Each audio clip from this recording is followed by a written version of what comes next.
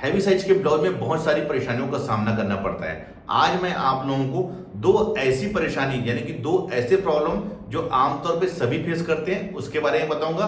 पहला जो प्रॉब्लम है वो है शोल्डर का। हैवी साइज के ब्लाउज में शोल्डर कभी भी हमारा सेंटर में नहीं आता, सामने की ओर हमारा शोल्डर आता है, यानी कि सामने की ओर खसक जाता है। उसका कारण क्या है? और सेकेंड प्रॉब्लम है कि ब्लाउज पीछे के साइड से ऊपर की ओर चढ़ जाता है। उसका कारण क्या है? इस वीडियो में आप लोगों को मैं स्टेप बाय स्टेप बताऊंगा, तो आप लोग वीडियो को कंटिन्यू और पूरा जरूर देखें। चैनल में नए हैं या मेरी वीडियो को पसंद करते हैं तो चैनल को सब्सक्राइब करके बेल आइकन के बटन को दबाएं, जिससे कि ऐसी लेटेस्ट वीडियो की अपडेट आप लोगों को मिलती रहे। वैसे भी मेरी पूरी कोशिश यही रहती है कि मैं आप लोगों को बहुत ही कम समय में और बहुत ही आसान तरीके से ब्लाउज की कटिंग बताऊं। आज मैं आप लोगों को हैवी साइज में ब्लाउज की कटिंग हमें किस प्रकार से करना है उसके बारे में बताऊंगा, तो आप लोग वीडियो में बने रहिए। तो चलिए लेट ना करते हुए हम मेन वीडियो में आते हैं। इस वीडियो में मैं आप लोगों को 44 साइज कटोरी ब्लाउज की कटिंग कैसे करूंगा वो बताऊंगा, तो आप लोग वीडियो को कंटिन्यू जरूर देखें।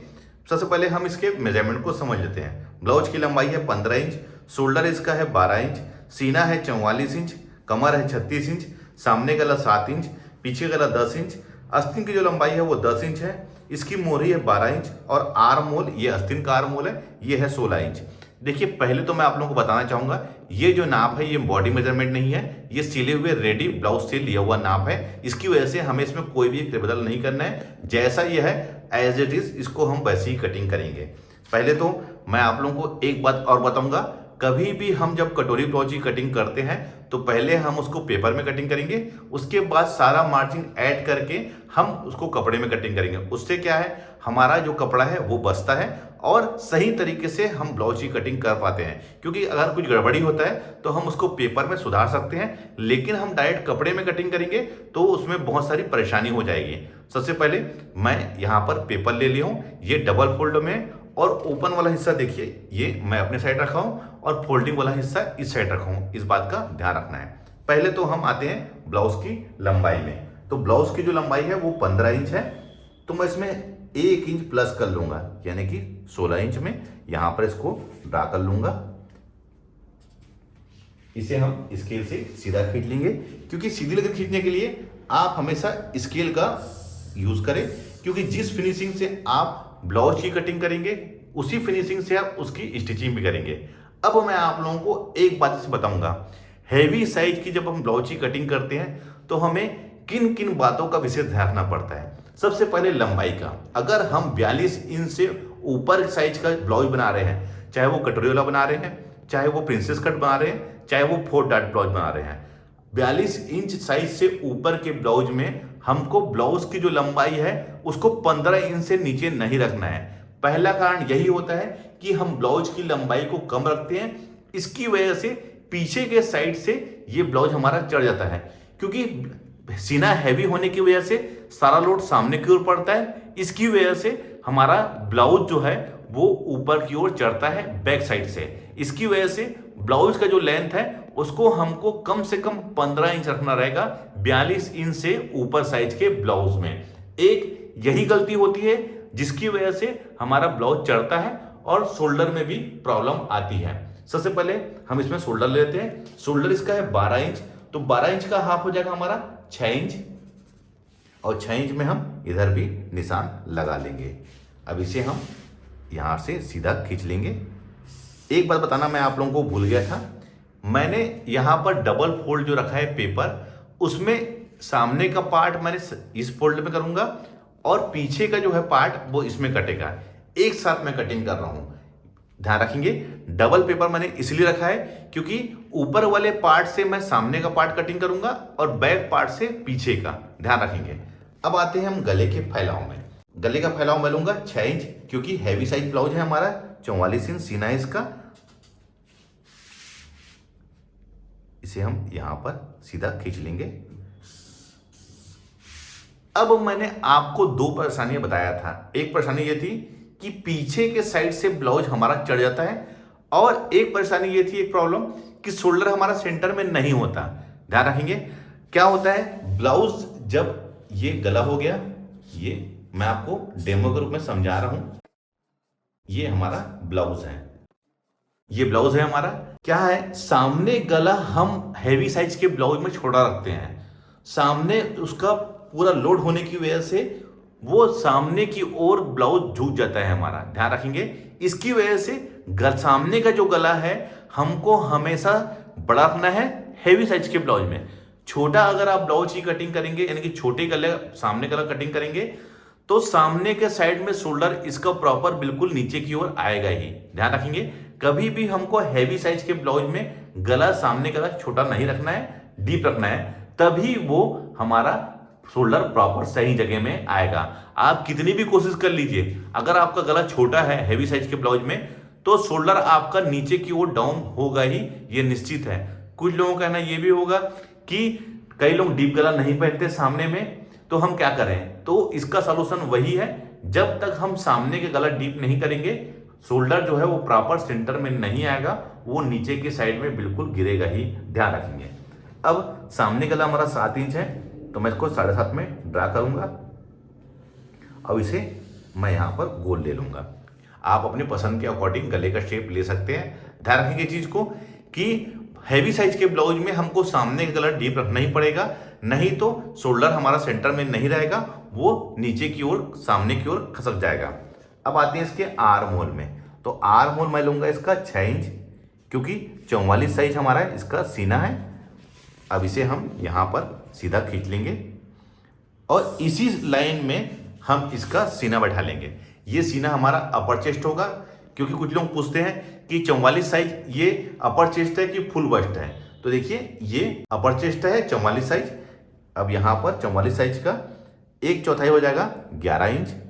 1.5 इंच मैं इसमें मार्जिन ऐड करूंगा। कमर इसका 36 इंच है, तो 36 इंच का 1/4 9 इंच।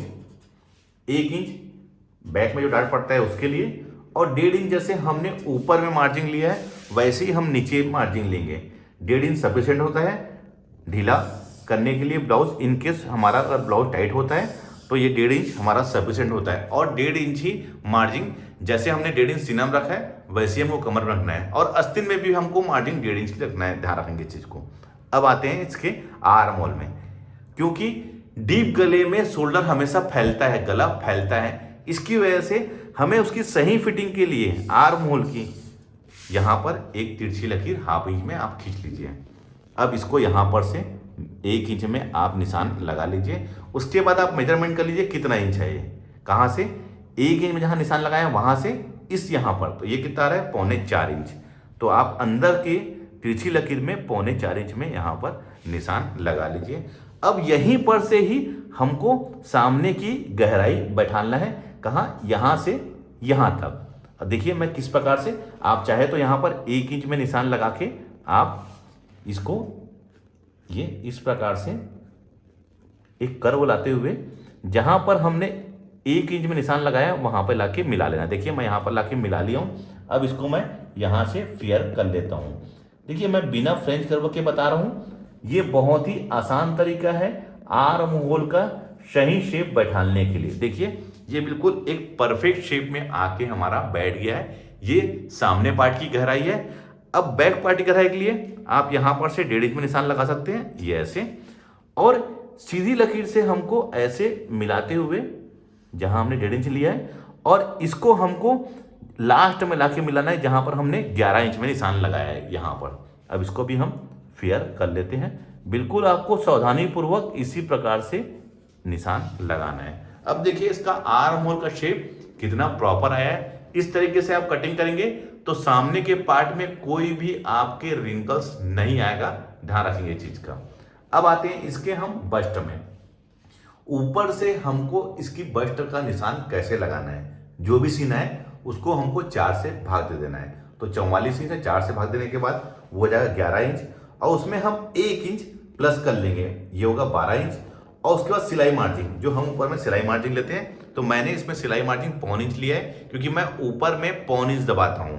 तो देखिए जितना हमने यहां पर लिया 13.5 इंच में, यहां पर भी आप 13.5 इंच में निशान लगा के आप इसे सीधा यहां पर खींच लीजिए। ये हमारा बस्ट का निशान हो गया है। अब इसी के नीचे हमको 2 इंच में एक और निशान लगा लेना है, ये 2 इंच में। ये तरीका बहुत ही आसान तरीका है दोस्तों।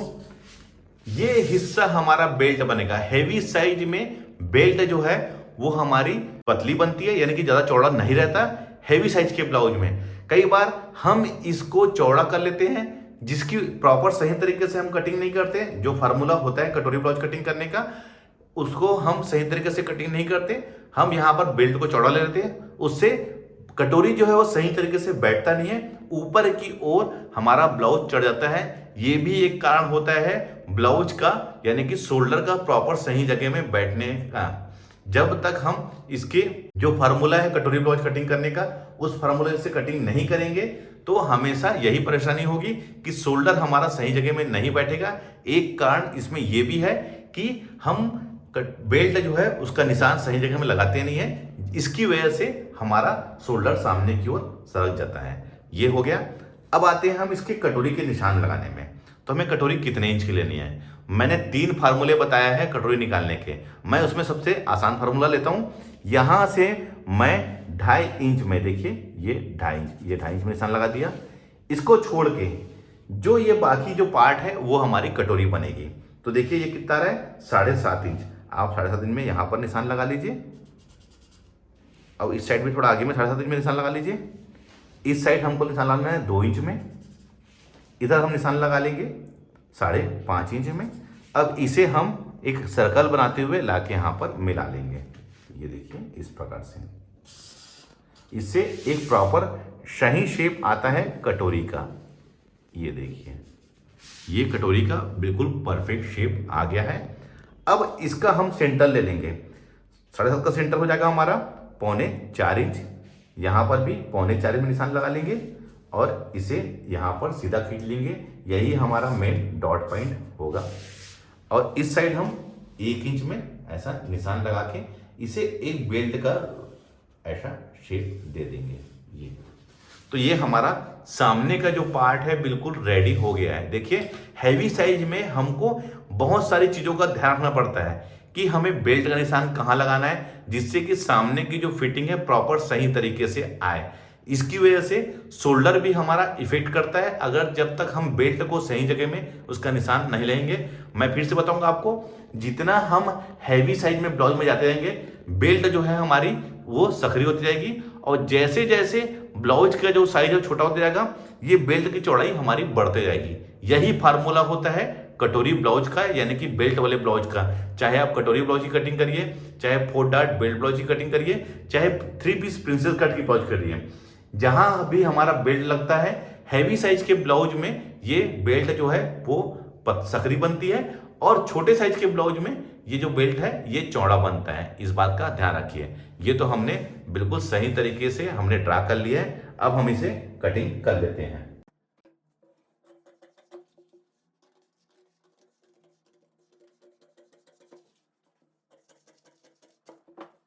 ये हमारा सामने का पार्ट और ये बैक में हम इसमें 10 इंच ज़्यादा डीप करके कटिंग कर लेंगे।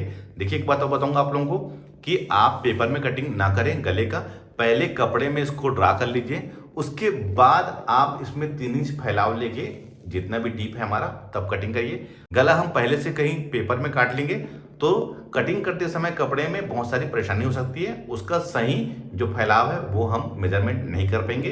इसकी वजह से कभी भी हमको पेपर में पीछे गले कटिंग नहीं करना है। इसको एज इट इज रख के पहले ड्रा कर लेंगे। ड्रा करने के बाद हम कपड़े में गला डीप कटिंग करेंगे। किसका? बैक पार्ट का। ये तो बैक पार्ट हो गया, ये है फ्रंट पार्ट। अब हम इसमें कटोरी को, बेल्ट को और फ्रंट को और गहराई को कट कर लेंगे।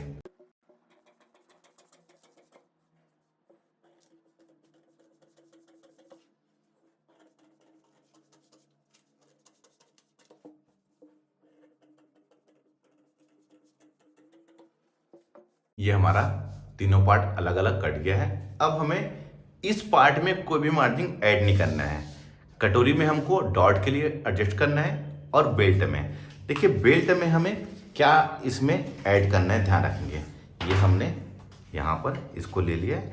अब देखिए पहले तो हम इसको हाफ इंच हमारा ऊपर के साइड में मार्जिन जुड़ेगा और हाफ इंच नीचे के साइड में। तो टोटल हमको 1 इंच इसमें बढ़ा लेना है। तो आप क्या करिए, 1 इंच में ऐसा निशान लगा के आप इसे सीधा स्केल से खींच लीजिए। आप चाहे तो पौन इंच भी रख सकते हैं, मैं अभी 1 इंच ले रहा हूं। अब इसे यहाँ पर ऐसा रख लीजिए। अब ये जैसा है इसको ऐसा यहाँ पर हम कॉपी कर लेंगे। तो ये हमारा बेल्ट हमारा हो गया है। अब इसको भी मैं कट कर लेता हूँ।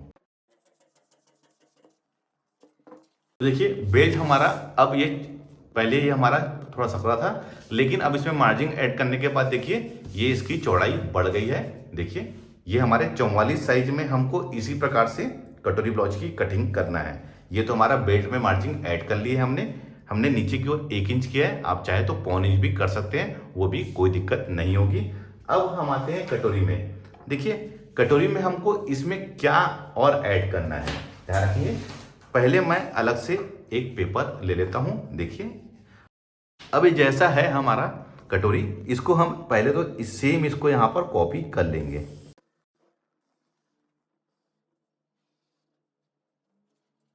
हटा लेंगे इसको यहां पर मिला लेंगे।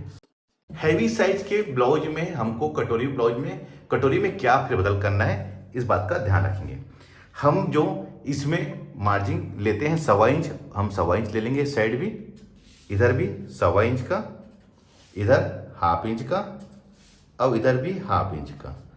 अब इसे इस साइड यहाँ पर से मिलाना है और इधर इस साइड से ऐसा।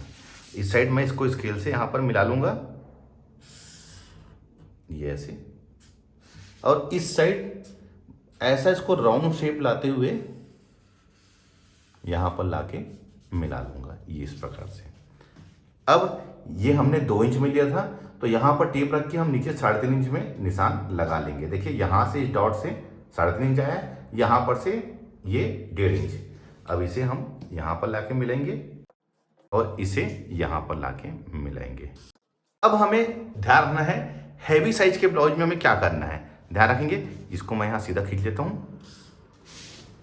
मैं इसमें मार्जिन डॉट के लिए 1.5 इंच लूंगा, क्योंकि हैवी साइज का ब्लाउज है। इधर भी 1.5 इंच, बाकी में मैं 1.25 इंच लेता हूं, लेकिन मैं इसमें 1.5 इंच लिया है। ध्यान रखेंगे यही चेंज करना है हमको। अगर कोई परेशानी आ रही है आपको, मैंने 1.5 इंच का इसमें डॉट लिया है, यानी टोटल ये हो गया है हमारा 3 इंच का। 3 इंच का मैं इसमें डॉट ले रहा हूं। अब मैं इसको जैसा है इसको कट कर लेता हूं।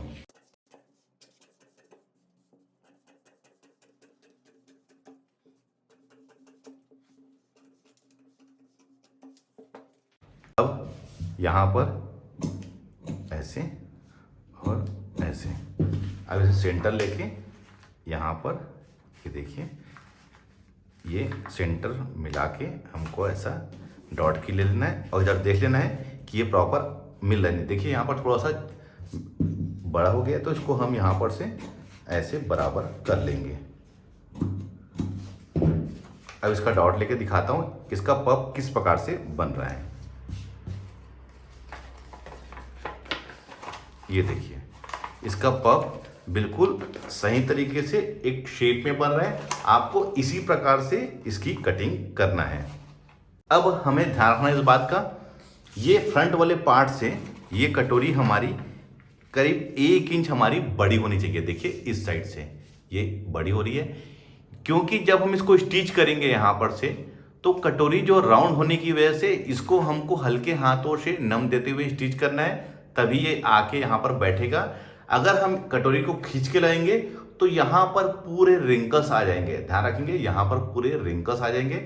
जब तक कटोरी हमारी इस पार्ट से बड़ा रहेगा तभी इसकी फिटिंग सही आएगी। अगर ये एक बराबर आएगा देखिए इस साइड से, तो कटोरी हमारी इसके अंदर अटैच नहीं होगी। हो सकता है हमको कटोरी खींचना पड़े, उस कंडीशन में यहाँ पर पूरे रिंकल्स आ जाते हैं। तो देखिए ये तो हमारे कटोरी भी कटिंग हो गई है।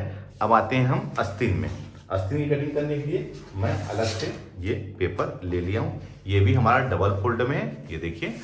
अब नीचे के साइड में हम इसमें पहले तो 1.25 इंच का मैं इसमें मार्जिन ले लूंगा। ये मार्जिन दोस्तों नीचे फोल्डिंग के लिए, ध्यान रखेंगे ये मार्जिन नीचे फोल्डिंग के लिए है 1.25 इंच का। आस्तीन की लंबाई हमारी 10 इंच है, 10.5 में मार्क करूंगा। 3.5 इंच आर्म होल की गहराई के लिए। इसी में ही हमारा आर्म होल बैठेगा आस्तीन का, ये यहाँ पर 10.5 इंच में और ये हमारा 3.5 इंच में। क्योंकि 4 इंच से ऊपर की आस्तीन बनती है तो हमें आर्म होल की जो गहराई है वो 3.5 इंच लेना है, ध्यान रखेंगे इसको। अब आते हैं इसके आर्म होल में। आर्म होल इसका है 16 इंच, 16 इंच का हाफ हो जाएगा 8 इंच, 1.5 इंच इसमें हम मार्जिन लेंगे। और आस्तीन की जो गोलाई थी वो 12 इंच, तो 12 इंच का हाफ हो जाएगा 6 इंच और 1.5 इंच हम इसमें मार्जिन, जैसे हमने मार्जिन सभी में 1.5 इंच लिया है तो मैं आस्तीन में भी 1.5 इंच ले रहा हूँ। अब इसे मैं ये स्केल से ऐसा मिला लेता हूँ, क्योंकि आस्तीन लंबी है, इसमें इस स्केल में सही इसका एक शेप आता है।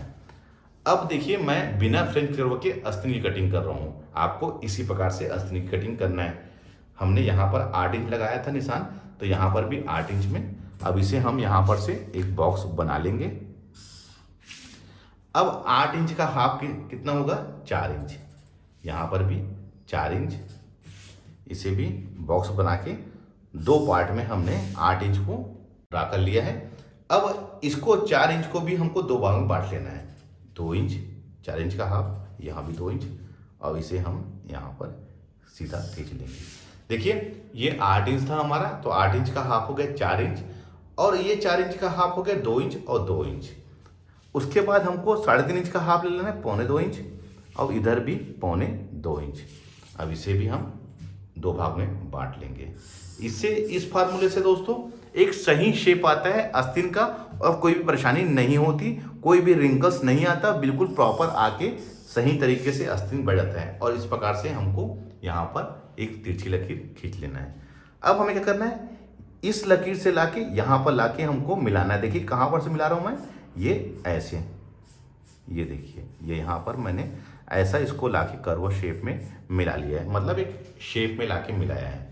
अब यहाँ पर हमने 1 इंच में निशान लगाया था, किसका दोस्तों, ब्लाउज का सामने हिस्सा। देखिए मैंने जब इसमें ड्रा किया था तो यहाँ पर 1 इंच में निशान लगाया था, वैसे ही मैं यहाँ पर 1 इंच में निशान लगा रहा हूँ। इससे क्या होगा दोस्तों, सामने का पार्ट और आस्तीन का सामने का पार्ट दोनों बिल्कुल प्रॉपर सही तरीके से आके बैठ जाएगा। अब देखिए इसको ऐसे लाके यहाँ पर मिला लेना है। देखिए इस प्रकार से मैं आपको बिना फ्रेंच कर्व के बता रहा हूँ। आपको हो सकता है थोड़ी परेशानी हो सही शेप बैठाने में, लेकिन लगातार प्रैक्टिस करते रहेंगे तो कोई परेशानी नहीं होगी। देखिए मैंने यहाँ पर लाके मिला लिया है ये ऐसे। अब हमें यहाँ पर टेप रख के 2 इंच में मेजरमेंट करके निशान लगा लेना है। देखिए यहाँ पर अब मैंने यहाँ पर से इसका सामने गहराई लिया था, ये सामने पार्ट की गहराई, बैक पार्ट की गहराई को मैं यहाँ से लूंगा, देखिए इस जगह से, और बिल्कुल ऐसे कर्व लाते हुए जहाँ पर हमने 2 इंच में निशान लगाया है वहाँ पे लाके मिला लेना है ये ऐसे। और इस साइड ये इस प्रकार से, जहाँ पर हमने लास्ट में 8 इंच में लगाया था निशान, ऐसे है। तो देखिए ये एक प्रॉपर सही शेप हमारा बिल्कुल ये ड्रा हो गया है। हमको इसी प्रकार से ही आस्तीन का गहराई लेना है, इसमें कोई भी परेशानी नहीं होगी। ये फार्मूला हर साइज के लिए दोस्तों। चलिए अब इसको भी हम कट कर लेते हैं।